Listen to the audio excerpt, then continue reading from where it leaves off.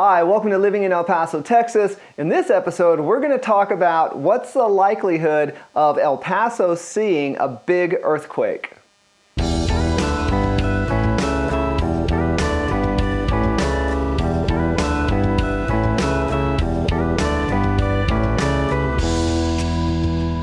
Hi, thank you so much for checking out the YouTube channel. My name is John Peña with Peña El Paso Realty Group. If you are looking to buy or sell a home, you are going to want to work with the best. We are the best, and we would love to help you out with any of those types of real estate needs. But we also like to kind of just talk about our city and what is happening and what might happen. And so about 2 weeks ago, mid-November 2022, there was a 5.3 magnitude earthquake in Mentone, Texas, which is about 242 miles east of El Paso. Now, there were no injuries, no real damages or anything like that, but it does raise an interesting point, and that is, what's the likelihood that there might be an earthquake in El Paso? Because it's probably not something that's on people's radar. So, according to Aaron Velasco, a professor of Earth, Environmental, and Resource Sciences at UTEP, our university here, water injections into the ground may have caused that earthquake and a 5.0 magnitude quake in the same area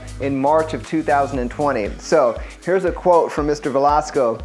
Research had shown that earthquake in 2020 was likely the result of deep water injection, which is a byproduct of fracking but not fracking itself.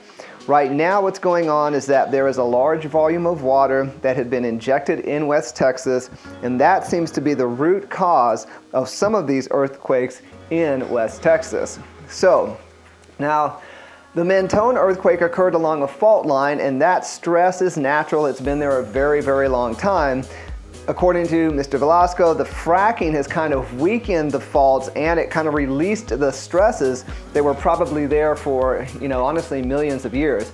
And so I certainly am not going to jump into the politics of fracking, but it is a wee bit concerning that what we're doing now over the short term could have an effect, that's been, going back millions of years. Like that's, it's a little disconcerting.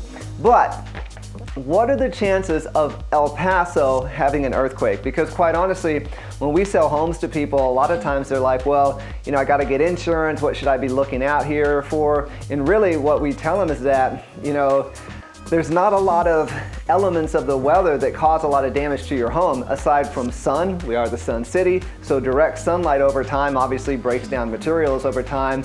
There are a couple of flood-prone areas in El Paso, but honestly, where most people are ending up moving, kind of the suburbs, that's not really a big problem. And beyond that, that's about it, right? We don't really have snow, we don't have blizzards, we don't have ice, we don't have tornadoes, we don't have, typically I say we don't have earthquakes, but like I said, this recent one in Mentone made us think again. And so, what's the chances of an earthquake happening in El Paso? Well, according to Mr. Velasco, quote, not zero, okay? So he says the Franklin Mountains formed because of earthquakes in the first place, and there's a fault out there that the U.S. Geological Survey has estimated has a potential of a magnitude of 7, but that there's a very low probability of that happening. It says it could happen tomorrow, it could happen in 1,000 years, but it's a very low probability, and it's called low probability, high impact if it were to happen. So that's pretty interesting. Basically, it sounds like, yeah, an earthquake could happen on the fault lines, somewhere I believe in the Franklin Mountains. But again, it's of course very hard to predict, and no one knows when or if it would happen. But if it did happen, they say it has the potential to be a magnitude 7. So what would a magnitude 7 earthquake look like? Well, remember this is on a range of 1 to 10. 7 is considered very strong intensity. It says damage negligible in buildings of good design and construction.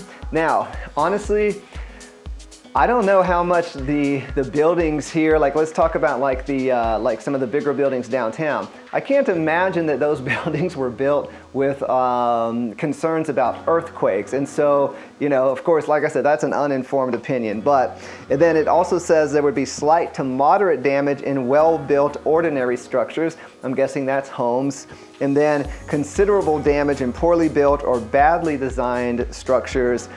This is funny, well not funny, some chimneys broken. And so, you know, what that suggests is that if we did actually have a magnitude 7 earthquake in El Paso, it's likely, well one, everyone is going to be freaked out because nobody in El Paso is expecting an earthquake. So aside from just the shock and awe of the experience, there would probably be, you know, some pretty significant damage, especially to older structures, older buildings. I would imagine that a lot of the, well, I have no idea, but I would think a lot of the really nice homes that are actually built on the mountain might have some issues as far as kind of structural stability and things like that.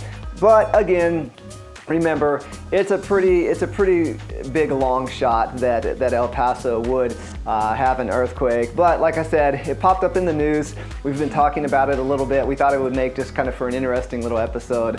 And so we hope that was mildly interesting for you. And if so, maybe you'll think about subscribing to the channel. We try to create content that's valuable, whether you're moving to El Paso or whether you actually live in El Paso. We're really excited to start showcasing some of the local businesses in El Paso, so be on the lookout for that.